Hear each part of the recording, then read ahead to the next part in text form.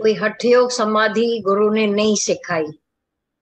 सीधी समाधि हमेशा 24 घंटे सहज अवस्था, बंद कर कुछ करना नहीं पड़ेगा। और ऐसा ही शिवोहम का मंत्र जपाया गुरु ने। ऐसा अंदर से मंत्र मन के ऊपर तैरना सिखा दिया। शिवोहम शिवोहम। अब सहज कहीं मन जाता नहीं, मन बना ही नहीं है, जगत बना ही नहीं तो जाएगा कहाँ। जैसे अपने आप में स्थिर रहता। कान नासिका नैन न मूंदा, कष्ट दिया नहीं काया। ये करना जो पड़ेगा वो सब बंद कर करते थे तो चला जाता था। तो कान भी नहीं, नाक नाक भी नहीं बंद किया, नहीं आंखों को बंद किया।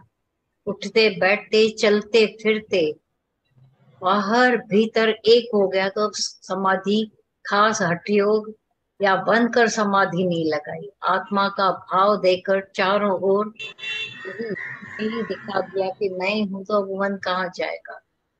कष्ट दिया नहीं काया। जो बहुत काया को तस्या देते हैं, कष्ट देते हैं, सुए घुसाते हैं, पता नहीं एक टांग पर खड़े होकर तपस्या करना, भूख निकालना, कहाँ कहाँ जो कष्ट देते हैं वो सब व्यर्थ जाते हैं। हमारे दादा भगवान ने प्रत्यक्ष दिखा दिया, चल कर दिखाया कि जो कर रहे हैं वो केवल दिखावा और शान नाम के लिए कर रहे हैं, होता कुछ नहीं।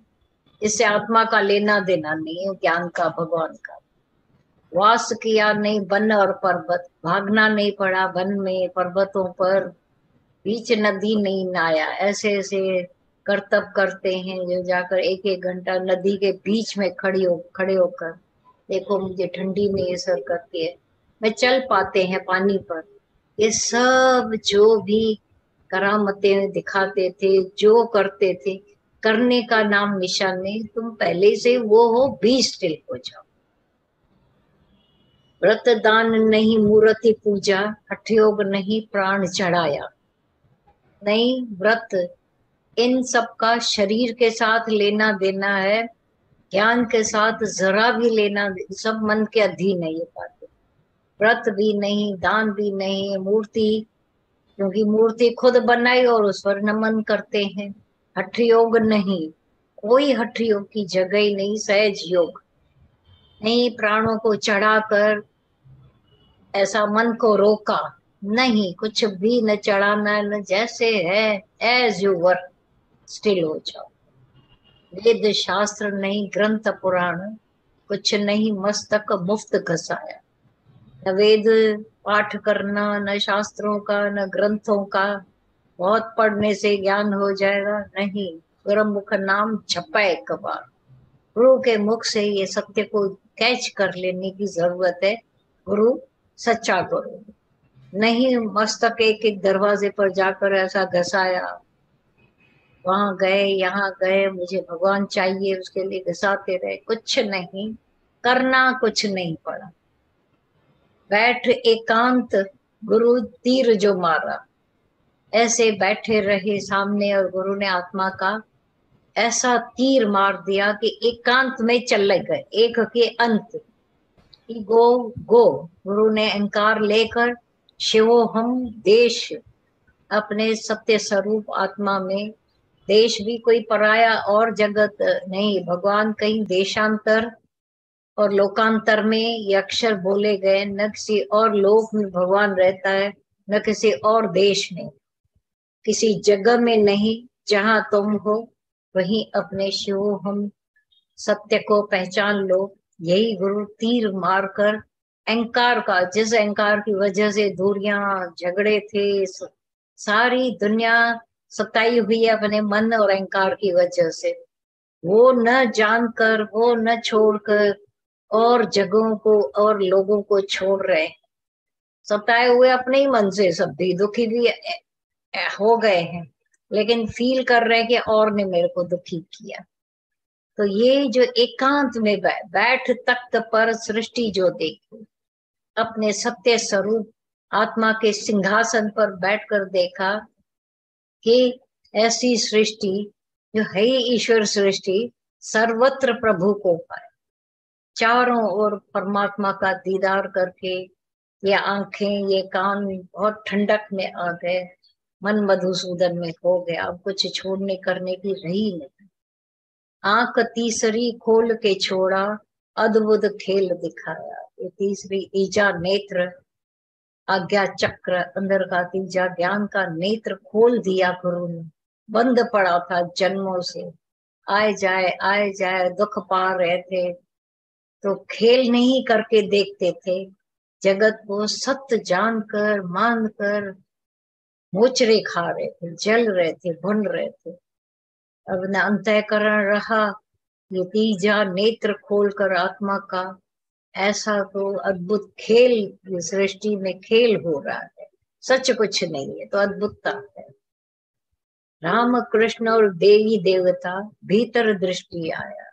अब अपने सुख रूप आत्मा में खुद देखा जाकर, न राम न कृष्ण न और कोई देवी देवता मुझसे अलग है। भीतर जाकर यही दिखाई दिया कि मेरे मुझसे उत्पन्न है ये संसार, सब कुछ मेरे में समाये पड़े हैं, मैं उनमें समाये पड़े। न राम अलग न कृष्ण अलग, न 12 कला संपूर्ण, नहीं 16 कला संपूर्ण, न स्वर्गवासी वाले देवता देवी, नहीं, ये सारे मेरे ही भीतर के लोक में विराजमान।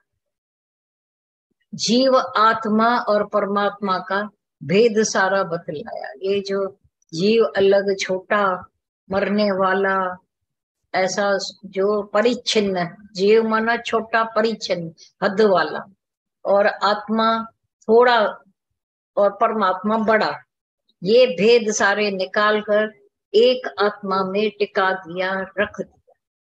द्वैत भाव का भांडा फोड़कर अद्वैत में जोड़ कर आया। ये जो द्वैत की वजह से मैं अलग सब अलग, ये द्वैत दूरपणा निकाल कर भांडा ही फोड़ दिया अहंकार का, ज्ञान का, अब अद्वैत में जोड़ करा दिया।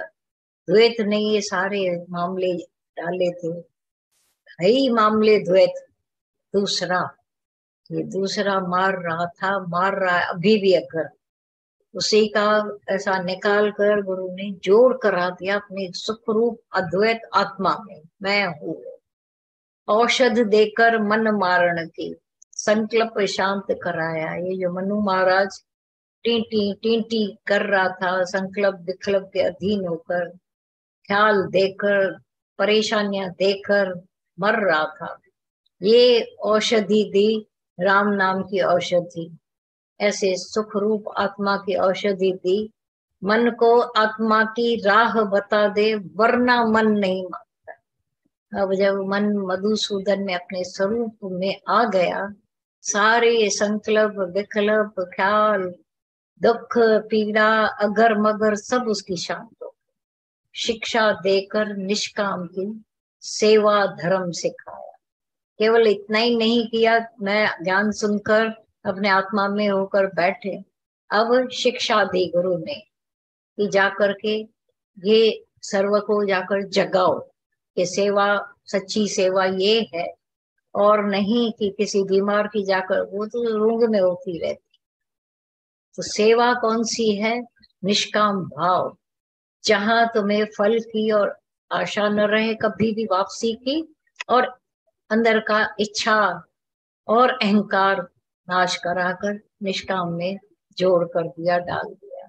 सतचित आनंद रूप आत्मा का ऐसा निश्चय कराया।